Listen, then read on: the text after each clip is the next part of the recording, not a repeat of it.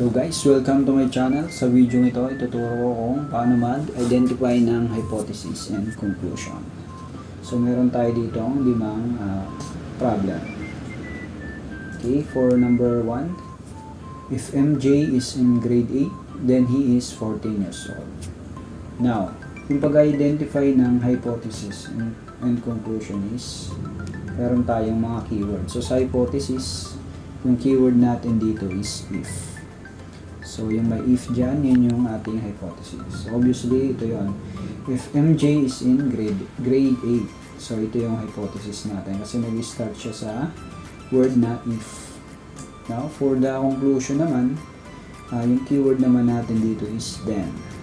Pero, hindi always yung conclusion nag-start sa then. Or meron tayo mamayang example na walang then.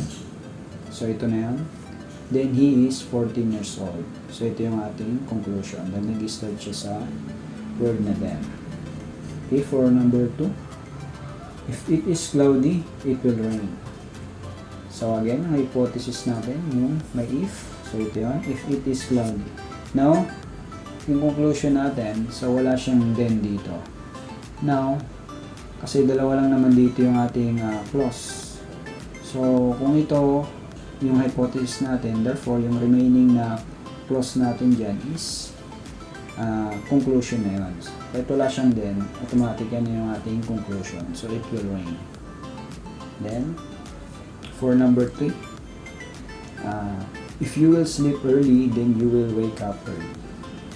So again, hypothesis natin is yung start ng if you will sleep early. Then for the conclusion naman, yun naman nag-start ng then. Okay, then you will wake up early. So ito na yan. And for number 4, if an integer is divisible by 5, the last digit must be 0 or 5. Then yung hypothesis natin is ito. Nag-start siya sa if an integer is divisible by 5. Again, pag wala siyang then, yung remaining na clause natin, automatic na yun yung ating conclusion. Okay? So, ito na yun. The last digit must be 0 or 5. So, yun na. Then, for the last number, if the triangle is equilateral, then it is equiangular. Ang hypothesis natin, nag-start again ng if the triangle is equilateral. Then, for the conclusion naman, yung again, yung nag-start ng then it is equiangular. So, ganun lang yun. So, madali lang siya. Sana marami kayong natutunan.